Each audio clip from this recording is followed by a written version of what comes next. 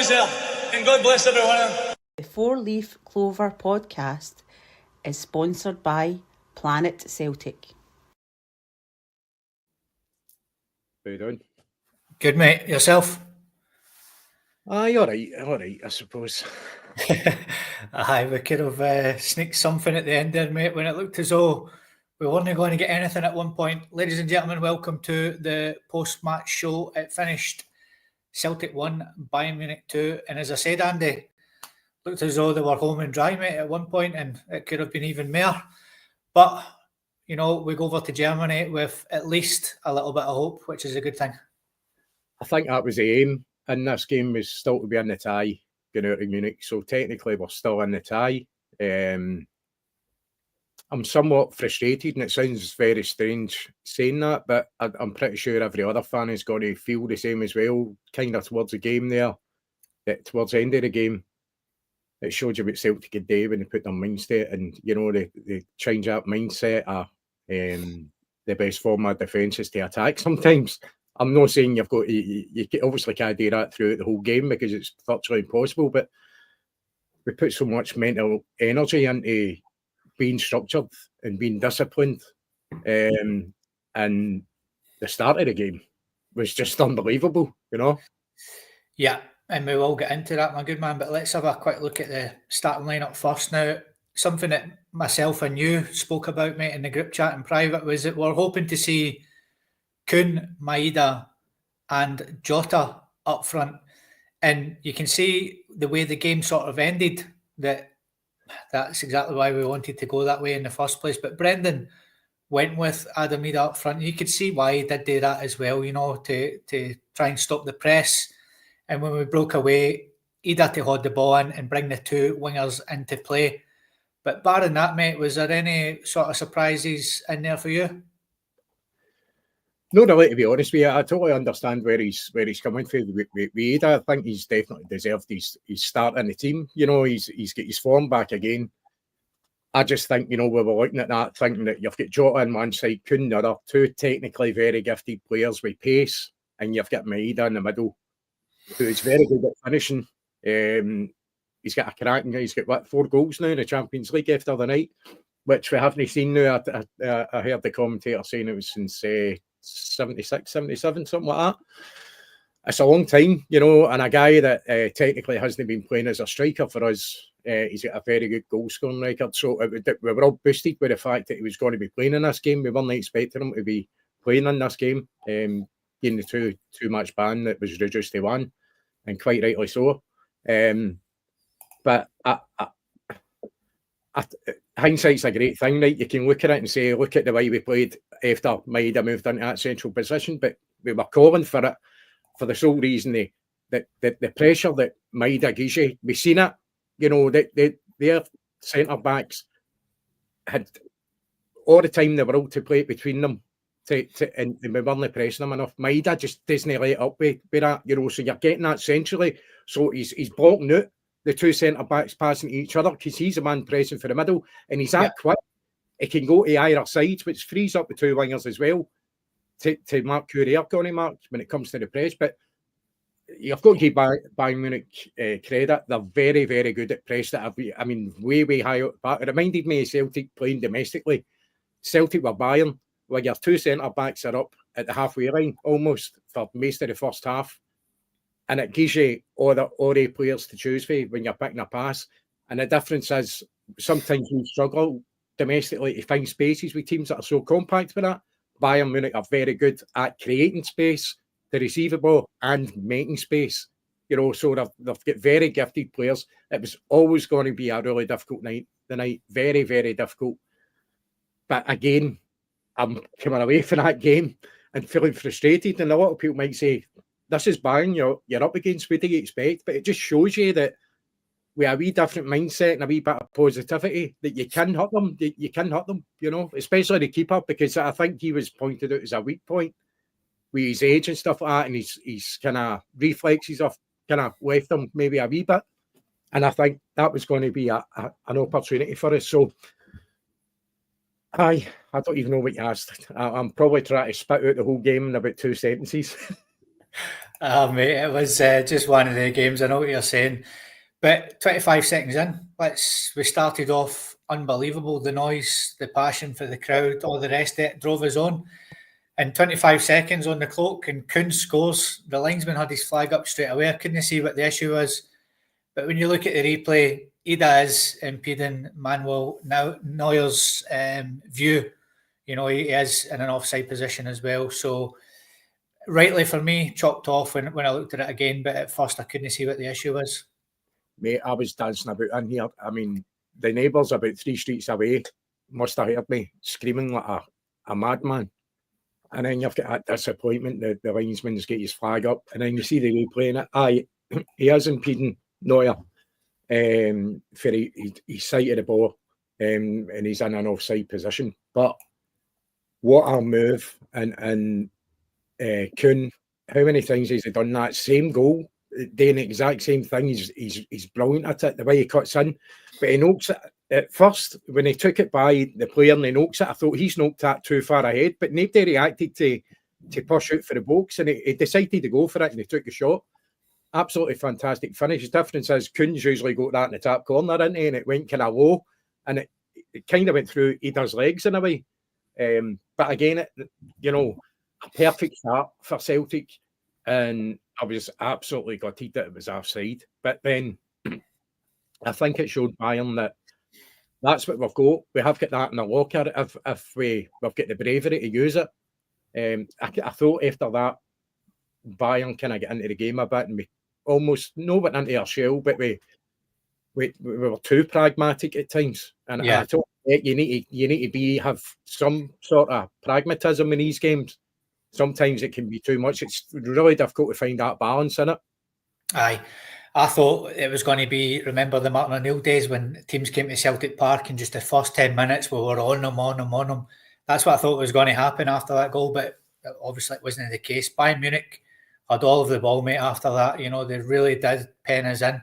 First big chance of the game came in the 12th minute. Trusty got done at the back post, really. Elise got a shot off. It was a great save for Schmeichel in it for a corner, but Trusty should do better there. Elise, sold him a dummy, mate, and nearly 1-0 Bayern Munich. You did. That was a bit of a scary moment, actually. But what a player that Elise is. Is that the boy that was born in England? Am I right in saying that? He was born in Kingston or something like that. It was a great. That boy's a cracking player, but Trusty's got to do better in these situations, and it shows you how easy it is. If you're not on your game and you're caught napping a wee bit, you get caught out very easily. But again, big Casper. What a goalkeeper he is. Absolutely fantastic. Yeah, certainly is, my man. He was brilliant again tonight. So in the 16th minute, it came up with the stat, 32% possession for Celtic, 68 for Bayern Munich. They had us really, really penned in. And then on the 22nd minute, Harry Kane gets his first shot off, but a good block this time by Trusty. And then on the 32nd minute, Andy, Celtic survive. Kane offside anyway, but what a save for Schmeichel, as you just alluded to there. Bayern were really turning the screw there. I think it was Elise again, mate, on the left-hand side. Gets a lovely ball in, and Harry Kane, he does the ball down. And what a save for Kasper Schmeichel. But when you look at the replays again, offside, mate. Aye, rightly offside, but it shows you how dangerous Harry Kane is. You know, look at his goal scoring record. It's absolutely unbelievable. A lot of people don't like him for various reasons, but there's no disputing the guy's quality.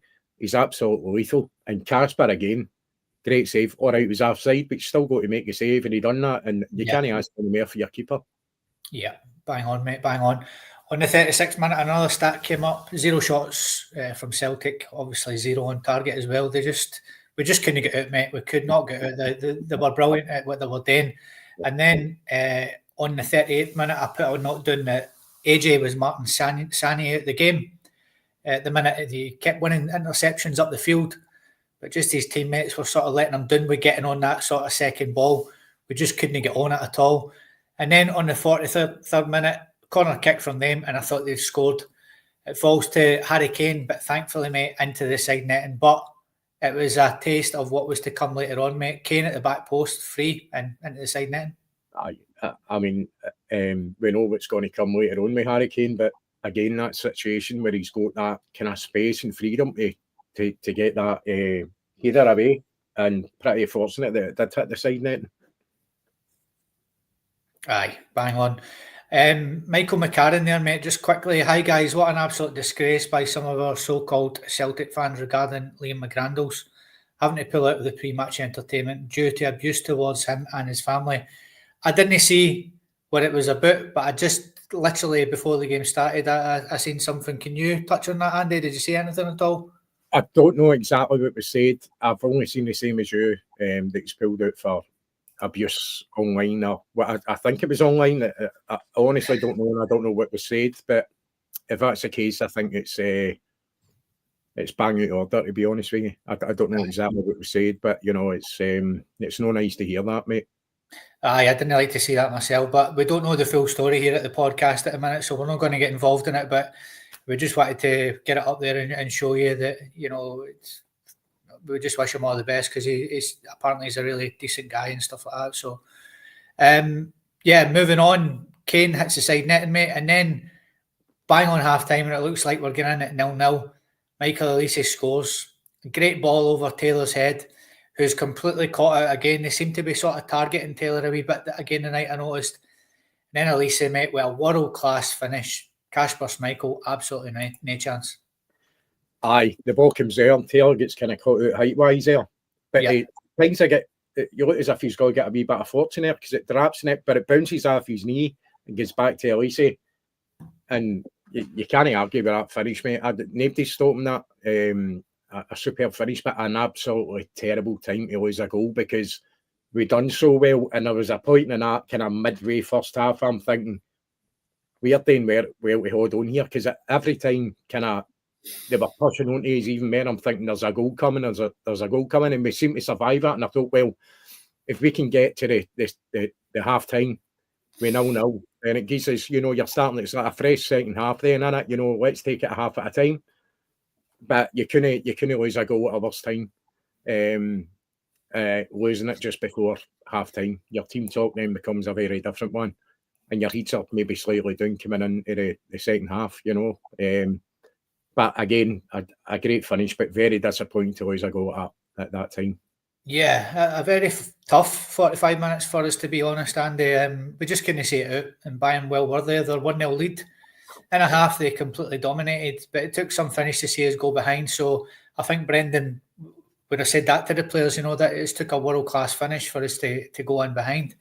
And moving on to the second half, pal, on the 49th minute, you know, you want to see it the sort of first 5-10 minutes. It's 2-0 Bayern Munich, Harry Kane. Again, cracking finish, to be fair. Corner kick, but again, Andy, as we spoke about just before half-time, not one player on him, but a great volley all the same, 2-0. As I put in our chat, we need to start the second half, don't lose an early goal, and there you go. You know, we're losing a goal at the end of the first half, and then straight at the start of the second half, no long after the game kicks off again for the second half. Absolutely criminal that you leave a player like Harry Kane at the back post with nobody on him. Who's meant to be on him? I mean, he's the most lethal guy on the park. How is he there himself?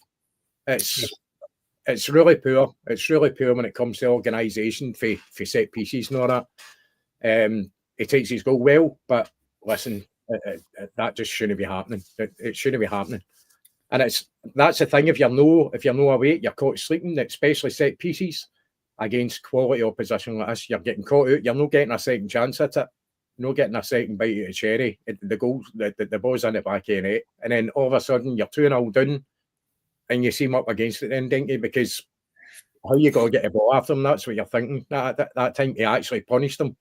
We found it hard enough in the first half. So a terrible start to the second half. And my head was down, but then I was like, oh, come on.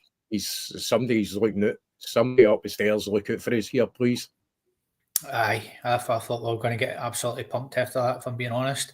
On the 51st minute, Kuhn plays in Engels down the right-hand side, mate, outside of the boot again.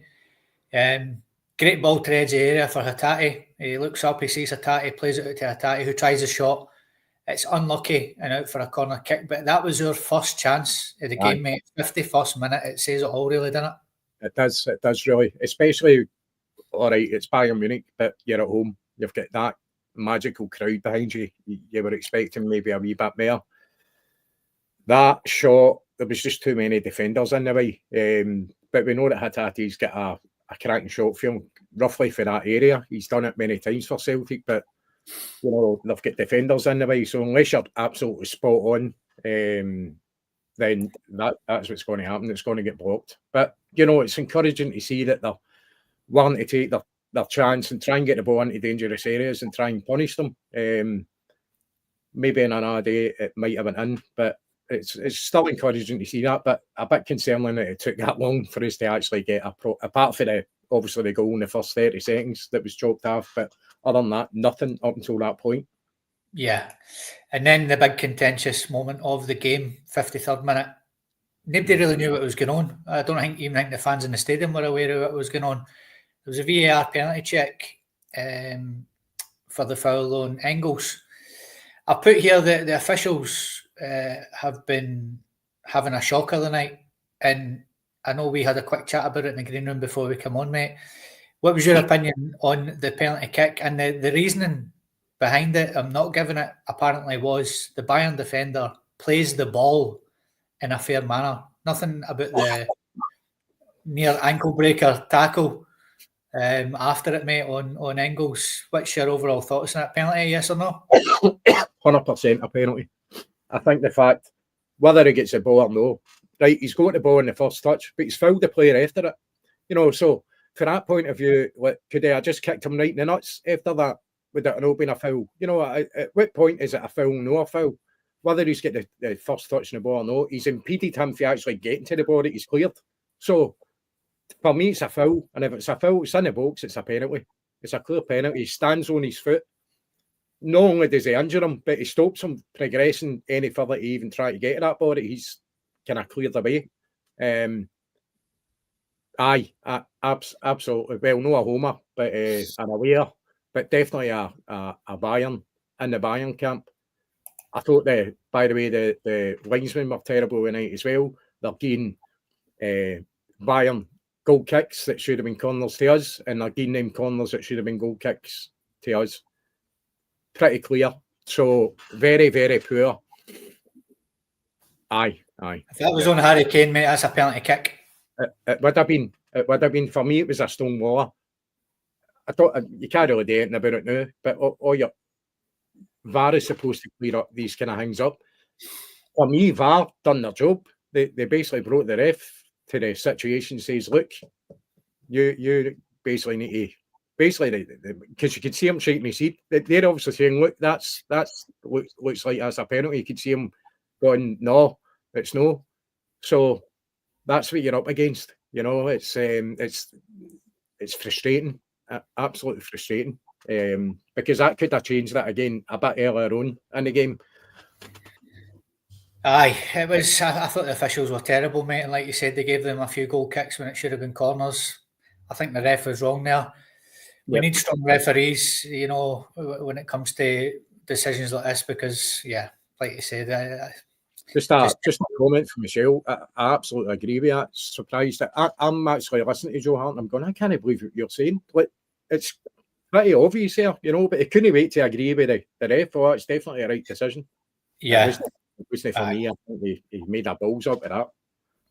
And then the big moment for me, mate, after that was the turning point in the game was when Brendan made his substitutions. So in the 65th minute, Ida came off, Jota came on, and the poor Greg Taylor came off and Schlupp came on, who looked a bit more assured for me.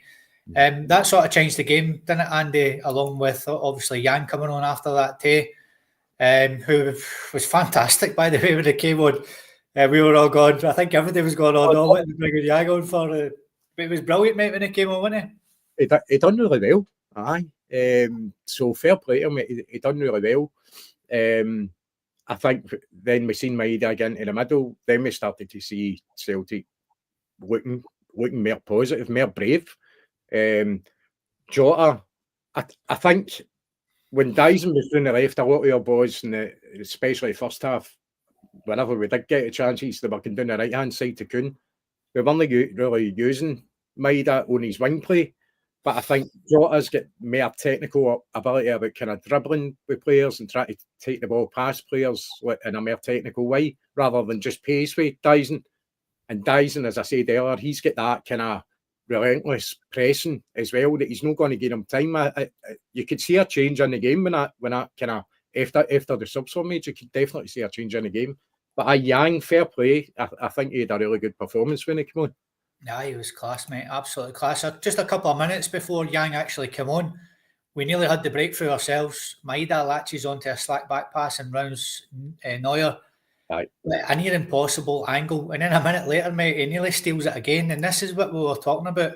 Yep. That's the difference you get from Maeda in the middle of the pitch. And if I can criticise Brendan at all tonight, it would be no starting Maeda, where he just banged in a hat-trick at the weekend. I know the opposition is different, but it's what he gives you in that area, the press, and he makes defenders make mistakes, doesn't he? And he's defending for the front as well. So he's making them think twice as well. So that any easy passes he think is on, like the concern are about and pass it to the keeper, and the keeper can pick his pass for there. Can I do that with Dyson? Because he's right up their arse. And that's when Neuer's no. I think Canavan too said they've not done their homework on Dyson to know the way how he chases down the ball. And that's twice Neuer get caught out. And that was a weakness that was pointed out. I can't mind who it might have been 20 Minute Tim's actually done a kind of scouting thing on that. And I think it was him with this page can take over Axum. Well, maybe. I don't even know where I was talking about Dyson. So he's that's from me, half an hour. He's been so instrumental to us. I'd love to see him through the middle a lot more. I think in certain games you can see where that would be a good advantage to us. But in a game like that, when you're going to be pressed so far up the park, he takes the pressure off a wee bit because he just pushes him back, makes him think that wee bit more. Whereas Ada was more, he's not getting the pace he Dyson for a start. It was more kind of further up the park defensively than what Dyson was. Yeah, and then the wee man on the 78th minute, mate, gets the goal, and the game just turned completely on its head then. Corner comes in, and Trusty, who we sort of criticised earlier, he just didn't give it up, mate. He just did not give it up, and it falls to the impressive Yang, who thankfully didn't get his shot on target and sort of fluffs his lines a wee bit, but it still goes towards goal, and the fastest man on the planet, mate, he's there. Maeda puts it in, 2-1. Unbelievable. Aye, it was brilliant. And then after that, the crowd were right up for it after that. I seen, is it the Foscast, Foster, the ex-goalkeeper, speaks about Celtic Park, saying the crowd sucked the ball into the net, and I almost got that feeling that the crowd were so up for it after that. They're like, right, we've got one back, we're still in it here, let's go for it. And it totally changed the game. At that point, it was all Celtic, in my opinion. I think we had the intention to try to hurt them, try to take any kind of advantage we had, and try to get an equaliser back. But you could say it was a wee bit scrappy maybe, but I don't care. And that man Maeda again, just to stick it in the back of the net. And whatever way he does it, I don't care. But he's got a cracking goal scoring record recently, and especially in the Champions League, as I said, because it's no time they score 4 goals in this competition like that since the 70s. And remember who's been in at Celtic and all that time. You've got Larson and all that, and Hooper, and you know what I mean, good goal scorers as well. So hats off to him. And then on the 81st minute, we nearly scored again. Yang excellent, out to Hatate at the edge of the area, shot blocked, but great play again. Celtic Park absolutely bouncing, Andy. And then on the 90th minute, Yang excellent again, skins his man, plays it into AJ, who should probably do better. He has a free shot at goal, but a good save from the German goalkeeper. He knocks it out for AJ. Thought AJ had a pretty good game, to be honest with you. But again, Yang involved in that move as well. So fair play to him. But you just think, I had a feeling that we're going to get one back here. Just feel as if we're going to equalise. And I put it this way, majority of Celtic fans would have been absolutely delighted with a 2-2 draw there. But it ended 2-1. I think, with a couple of, we could have had a penalty. We scored in the 30 seconds. The goal was ruled offside. So it's no all doom and gloom. You know, it's going to be really, really hard going to Munich and getting a result, but we're still in with a chance, you know. So I'm no as downbeat as what I thought I would be.